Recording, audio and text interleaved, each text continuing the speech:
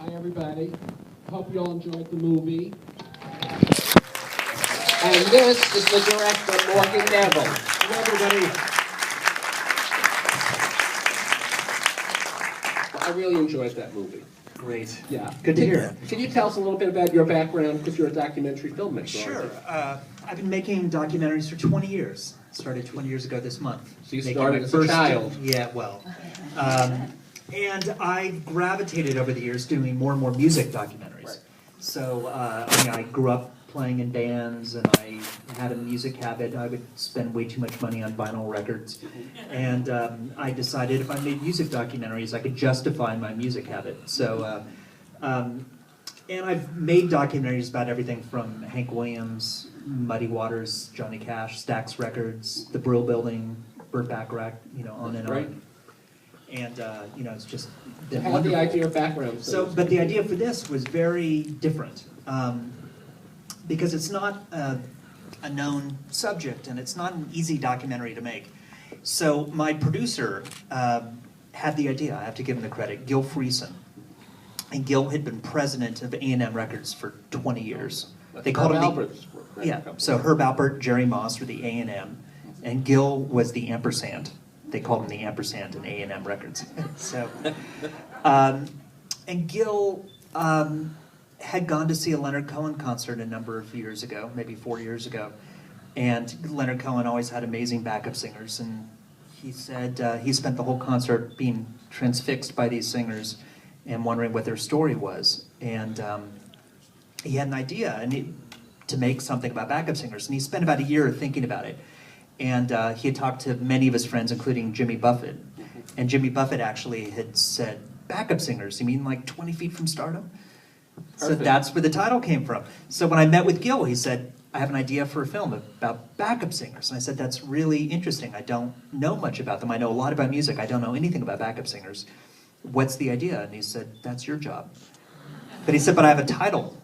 20 Feet from Stardom. Which is a great title. And I it's would, true. Exactly. But the whole time I was thinking, is this like, Roger Corman? You make a poster first and you sell it, and then you figure out what the movie is. Just make it up as you go Exactly. along. So how long did it take you to make this? Because you have film, a lot of people are gone, so you had to go through archives to get some of this. But who did you actually interview, or who did the interviewing of Sting or people Yeah, like I that? interviewed everybody in the film. Okay, you did all the interviews. I did it. Yeah. But you didn't want people to know you were doing it? Well, you heard my voice a couple times. Yeah. You I know. just wanted to see a shot. You're like the background singer. Well, usually, but the moment of telling Darlene or telling Mary in the car to turn off her radio, things like that, or questioning Claudia Lanier about appearing in Playboy magazine. That was great. That was a great shot. That was great. I had to put my voice in there for those moments, but it was such an immersive experience, because the thing is, there was no map to making this film. There were no books, no documentaries, nothing had been done about backup singers, which was shocking. So the only way What to did do you it was learn to meet about backup singers? Because I came away, I know all those backups. I know who those people I are. love it. I love Yeah, it. Yeah, and I came away feeling much sadder for a lot Yeah. of them. Because I think Yeah. most backup singers, no matter what, they want to be out front. And they just don't have it. I mean, Well- Darlene Love is a great singer. Yeah. Well, but she Darlene never Love- had that it. Yeah, no, but I actually disagree with Darlene. I feel like Darlene had the it.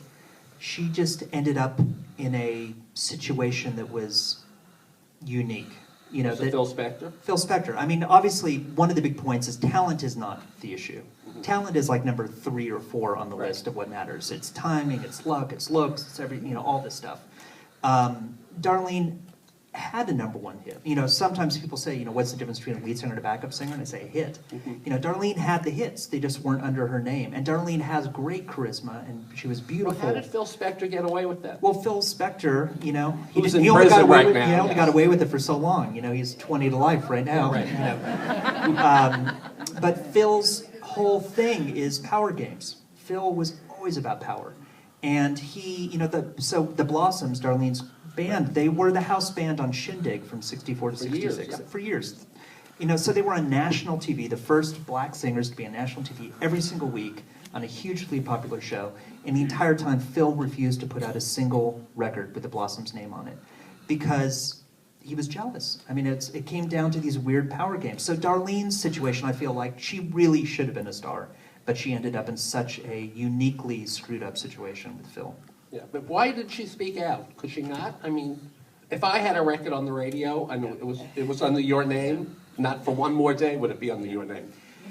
It's a little different these days. I mean, she says in the beginning, doing the first record, He's a Rebel, she knew that it was going to be a ghost vocal.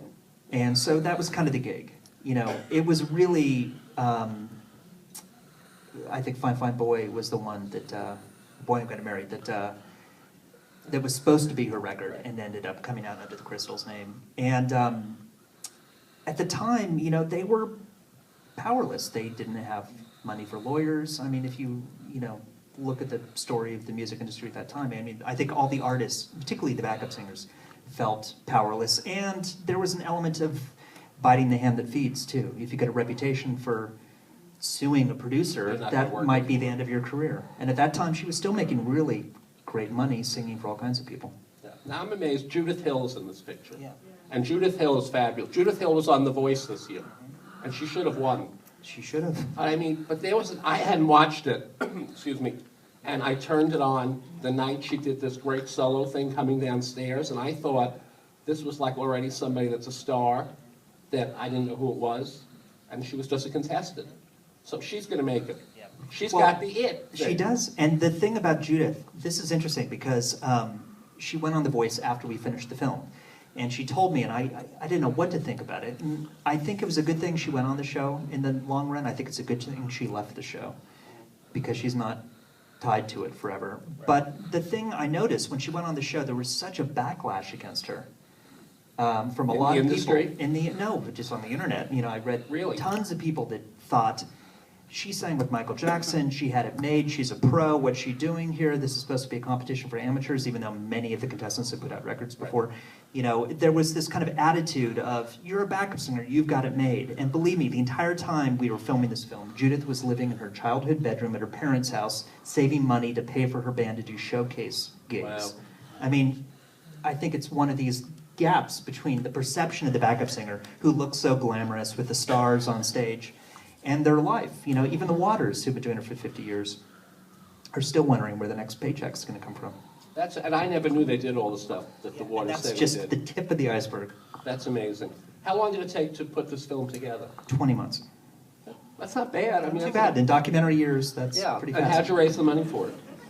Well, again, Gil brought in a few other investors, but this film, like I said, films like this don't get made very often because they're not cheap to make. Right. And it's hard to make an expensive film about people in the background. You know, it's because we have big songs, and you know, it was not easy. But Gil believed in it and bet on it. Did anybody that you wanted to be in the film say no?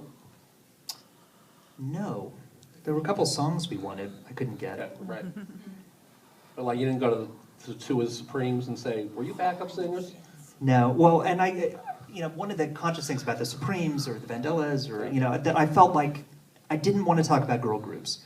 As much as I love girl groups, I felt like I had to be very specific about the type of singer, the kind of voice for hire that would go into different sessions with different singers every day, not knowing if they're going to sing country or blues or whatever.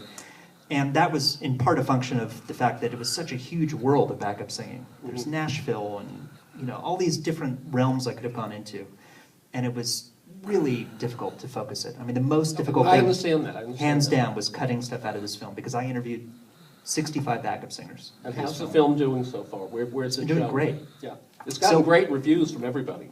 We're 98% on Rotten Tomatoes. We were in New York and LA for 2 weeks, and as of yesterday, we're in 40 cities. Oh, that's great. So tell your friends all over the country. And you're in Palm Desert for a while now. We are. Yes, please. Hopefully for a while. And I'm going to open up for questions in a minute, but I never realized till this movie that Ike Turner was the pimp. Really? With that suit? I just thought that was Ike Turner. I didn't know what a louse he was either, but you know. Yeah. As soon as I said he was the pimp and those were the girls, I thought, perfect. Yeah. It kind of says a lot, doesn't it? Who has a question? Okay. Hi, I'm the Palm Springs movie gal, and this is my second screening. I saw it at home the other day, and I just love this film. I used to be a singer, so I have two perspectives from this film, and I just love it. My question is, there's a scene where Lisa's singing, and you see her singing every part, and you brought in her image and married them together. Can you tell us how that came about? Because I thought that was very well done. And Sure. Kay just wants to know, there's a scene when Lisa's singing. Right. And they break her up into 4 different parts. She's moving her hands differently. How'd you do that? I had heard that Lisa had created choruses by herself, like whole choirs. And I just wanted to see it. And so I asked her to prepare a piece that she could do. And that's a Samuel Barber piece that she did.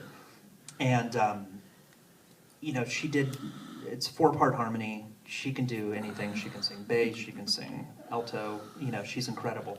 And it's funny, when we did it, we had sheet music just off camera. And so, I digitally erased all that stuff. But she was sight reading a lot of that.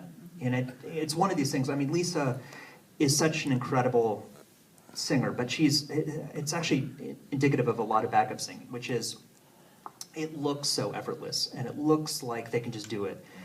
But they have chops like it's nobody's business, and they've studied it, and they know it, and Lisa can read. She's an insane sight reader.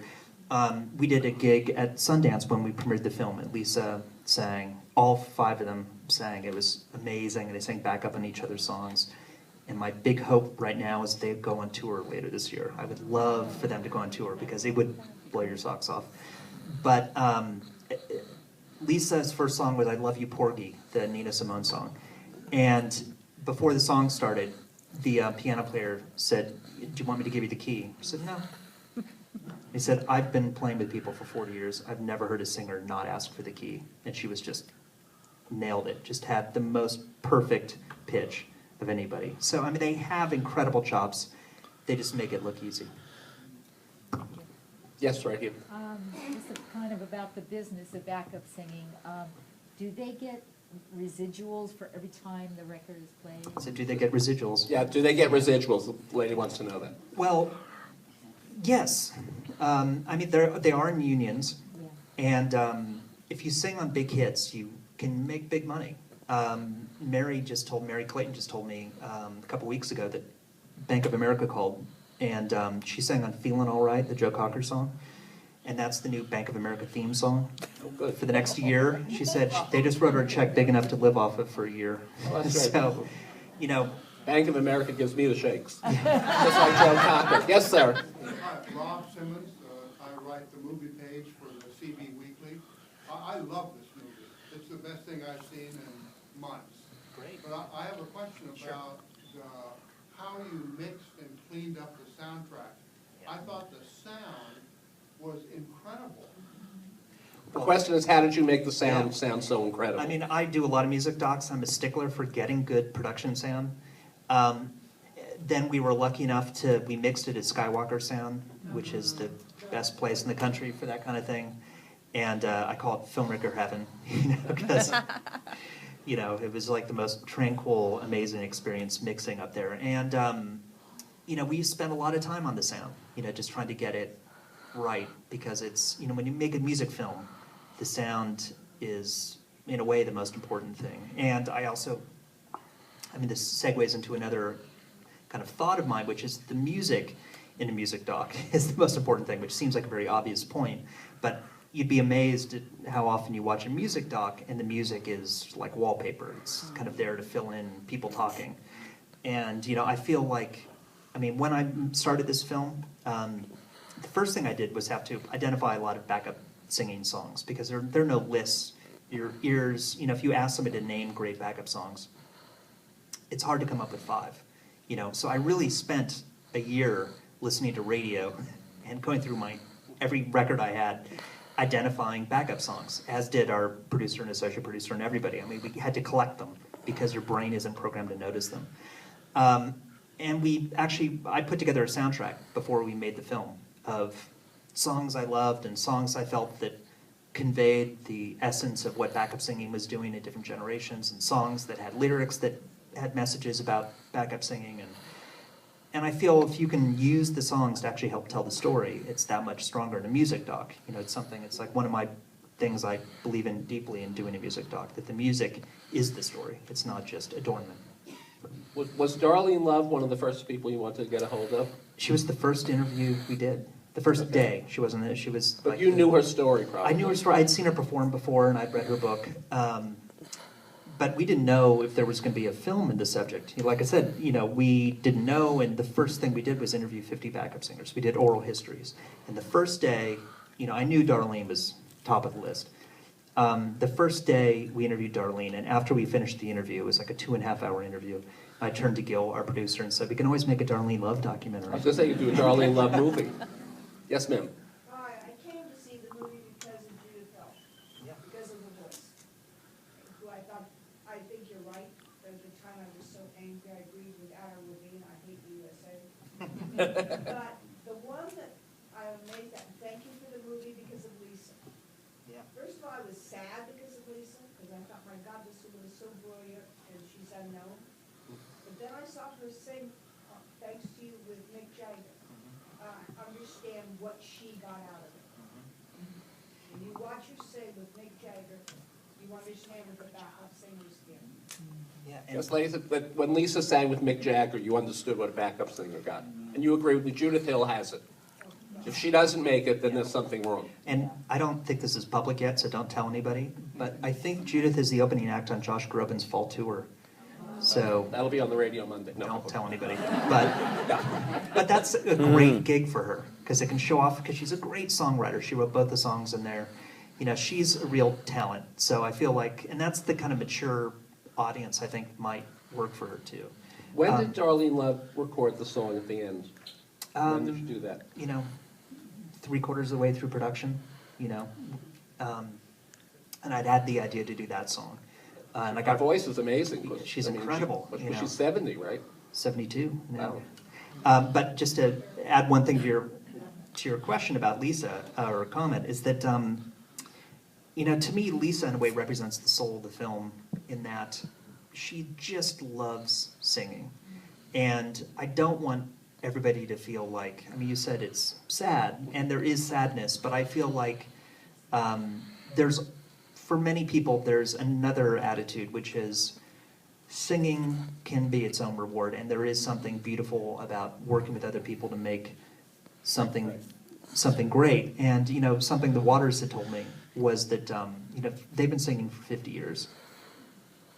Oren's first session was "You Lost That Love and Feeling." He got paid $20 to sing. That's the problem is they don't make enough money. Yeah. That's terrible. That is terrible. But the singing of it, that Oren, because they're at the top of the food pyramid when it comes to backup singers, that he said, acts come along, they have a hit, we'll play with them, sing with them, and they'll have a 3-year career or a 5-year career, maybe a 7-year career, and they're gone. And we've been doing this for 50 years. We have homes, we have families, we've had a great life, and we get paid to do what we love. What's the problem with that? And if you're psychologically... if your ego can handle it, it can be a great life. Mm-hmm. Who else has a question? Well, back there first. Yep. You let Miss. Oh, okay. I wanted to ask you why you chose Sting and Bruce Springsteen and Chris Botti and Mick Jagger. Why did you choose? How'd you choose the men that you interviewed? Mick Jagger and I was impressed so much with their professionalism and how they had no ego about themselves. They were really talking about the quality of and Sting looked terrible. Doesn't he always? Couldn't he put on a decent T-shirt? But it was important to me that everybody in the film, all these so-called stars in the film, all had a personal connection to one of our main characters. So everybody in the film can speak specifically and personally about one of our main characters.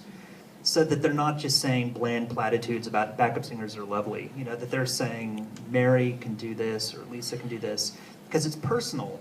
And nobody knows what backup singers can do more than the lead singer, believe me. And none of them had ever talked about backup singing before. They'd never answered a question about it before, which was also kind of great to be able to talk to them. And they knew a lot about it. It was actually those were all great interviews to do because they realized this is something I care about and have never talked about. And it was a chance for them to give something back to people that have made them sound great for decades. And there were other people on the list that I love and would have loved to have talked to, like Leonard Cohen, except for the fact that he didn't have a connection to any of our singers, and that's why I didn't ask him. You know, I felt it was important for it to be organic. Singers reply, I mean, or did you just? Sorry, what's that? Did the singers say, oh, I know this body and talk? Did the backup Did they singers tell say- you, probably lead you to the stars? Not at all. In fact, I think they were generally surprised when I interviewed them. I mean, when I told Darlene that I interviewed Bruce, or told Lisa I interviewed Mick, you know, they were sort of shocked. Were they You know, all so- happy to do the interviews with Mick and Bruce and, you know, my They good were. buddies? I mean- Were they happy? The guys, they were. I mean, it's never easy to get all those people to do an interview. But in terms of how it normally goes, I think it was a little easier for us. You know, Bruce and Mick don't really do interviews. You know, That's what I was wondering. You know, Did they get paid for these interviews? no. That's good, okay. No, well, that's good. Yeah. Bruce? Yeah, you mentioned that the Blossoms were like the first black backup group. I wonder if you could qualify that a little bit, because I'm sure that the Rayettes were singing before them. Yeah. And Ike Turner's group, maybe all the way back to Zephyr Park. Sure. Why'd you call the Blossoms the first black backup group?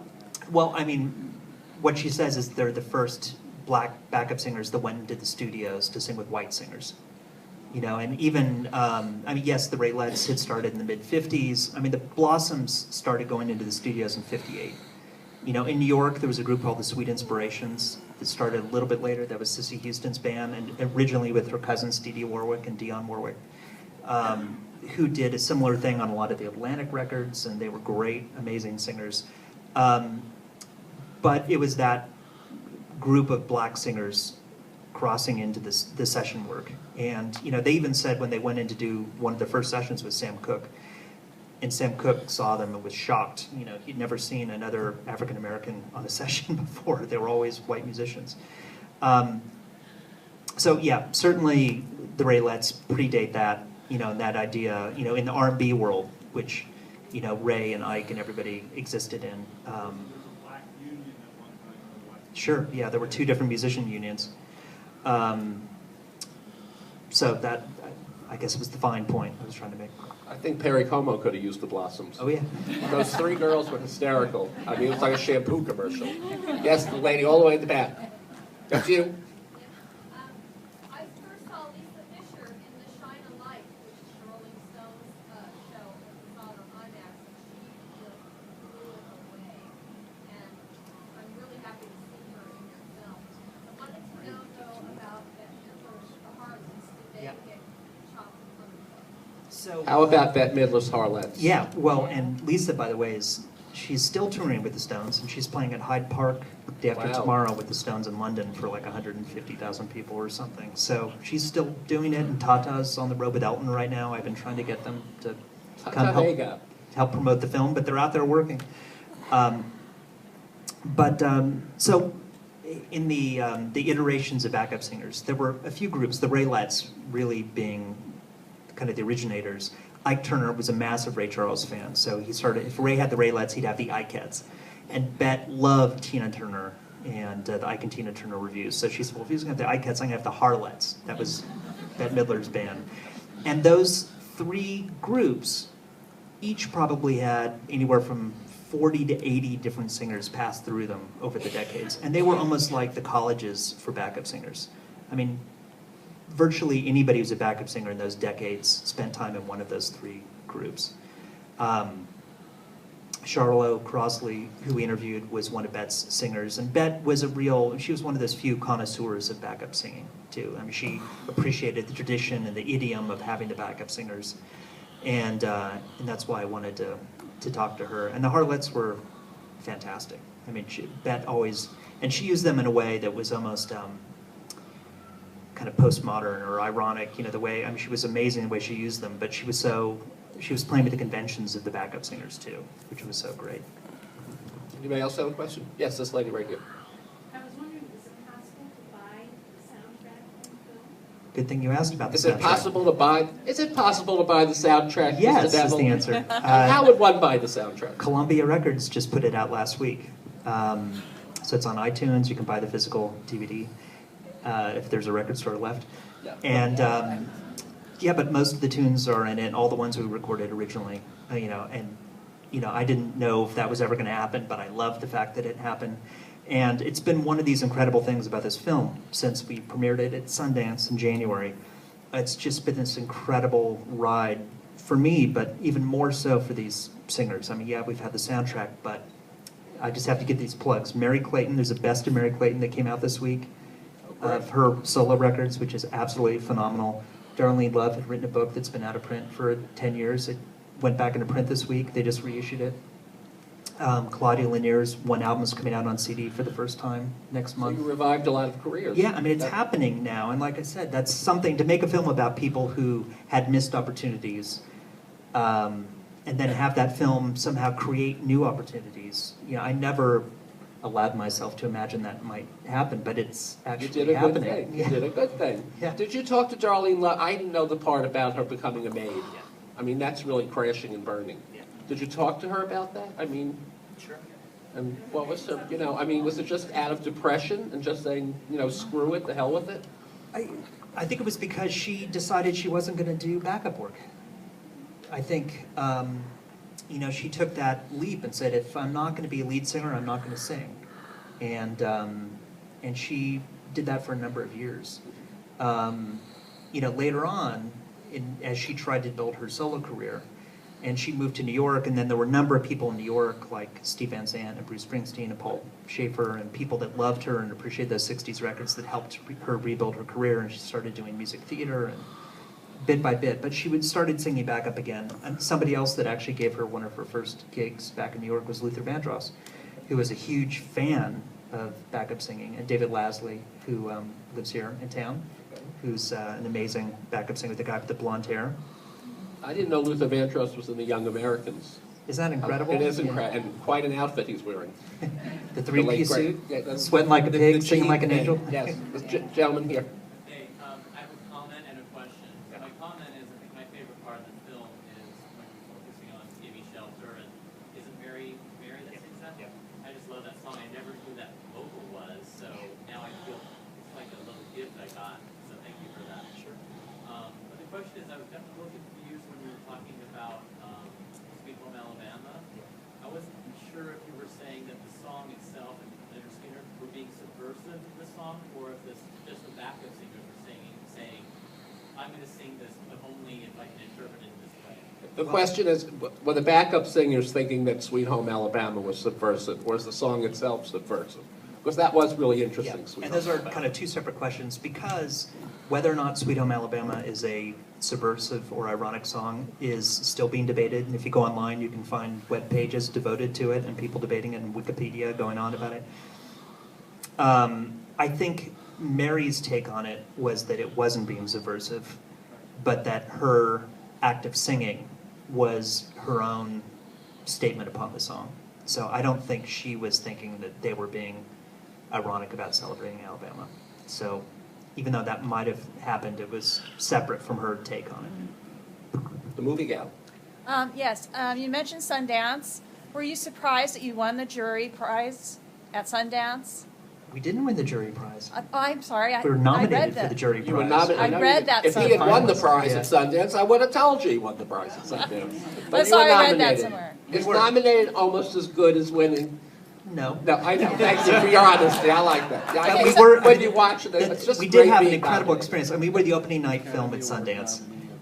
And we had like the old school Sundance experience. Opening night, we stayed up all night. We had meetings with distributors, and we sold it at dawn. We shook hands at dawn. And, it was just, and like I said, from that moment on till now, it hasn't stopped. It's just been It's just getting incredible. better and better. Yeah, I mean, hopefully. And, Oscar.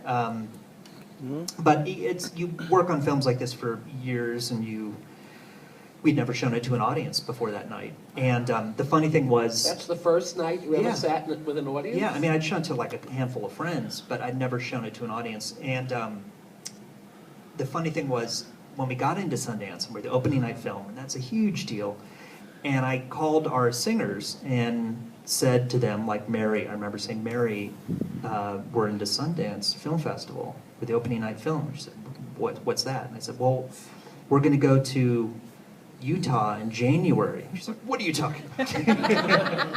Well, I'm not going to Utah in January. There are no black people in Utah. and none of them had seen the film till the premiere, till Sundance. And it wasn't until they showed up that night, and there were 1,200 people sitting there, and they hadn't seen the film, and they sat through it, and it was just this kind of night that changed all of our lives. You know, it's the kind of thing you dream about happening, and you know, I'm so happy I was able to share that with them too. That's great. Anybody else have a question? This gentleman. About how many hours of footage did you shoot, and about how many hours did it take to edit all that together? How many hours of footage did you shoot, and how long did it take to put it together? We had about 225 hours of footage, and we edited for about 10 months. And right now, I have to point out, Doug Blush, our editor, is in town. And Doug accompanied me out tonight to keep me company when we drove out here. So thank you, Doug. His parents have a house here. So. Are you going to stay? Is it warm enough? It's never warm enough. Is there a date for the Blu-ray? Date for the Blu-ray? I think it's going to be like October. You know, it's still months away. So we want people to see it in theaters. And I have to say, it's a theatrical experience from the theater manager right there. You know, there are a lot of documentaries that you can watch on a DVD at home, but this really feels like a communal type of film. It plays so great with an audience that I love people to share in that experience. So please tell all of your friends to come see it. Yeah, the lady all the way in the back. But I just want to say, while I remember, the funniest scene to me, when you're showing a couple of the old TV shows, and the iCats, everybody's rocking, and the audience is sitting like this. Were they not allowed to move? It's unbelievable. It looks like they're in prison. Petrified. Yeah, it looks like they weren't real. Yes, ma'am.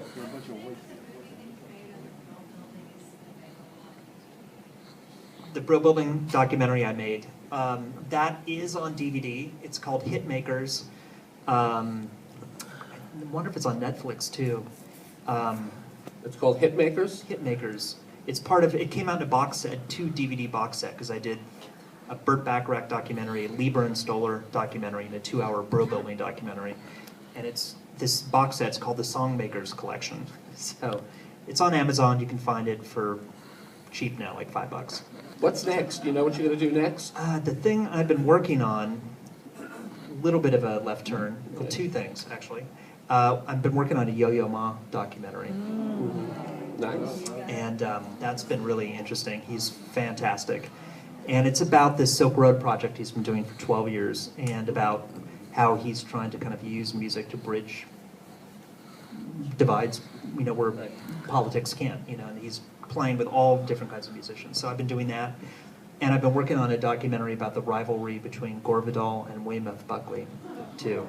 That was a great rivalry. And their televised debates they had in That was fun. '68. So That's when those we are had the 2 things. That's when we had smart people doing things like that. TV. Yes, ma'am.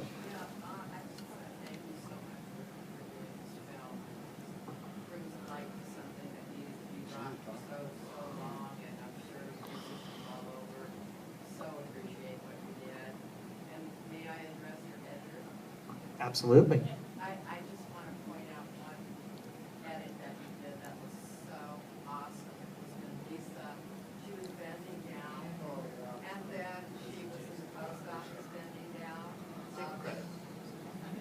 Awesome. So you got credit for a great edit. You got credit for a great movie, and Thank a big you. thank you for bringing backup singers to life. One more question? Going once. Okay. What percentage of your budget went to pay for music licenses and the clips? What percentage of the budget went to pay for the music licenses and the clips? It wasn't crazy. It was like maybe 30% of our budget went to licensing. That's all. But we did come up with a structure that basically meant that if we make money, they make money. So we didn't have to pay a ton of front money on things for the music. So it's complicated. Music licensing's a whole other headache. And what camera did you use? What camera did you We used use? a bunch of different cameras, everything from a Red to a 5D. So. Well, okay, we want to thank you so much. Well, thank you for the Thank movie. you so much. Thank you for making the Thank you, movie and bringing us to up to date and continued success. Absolutely.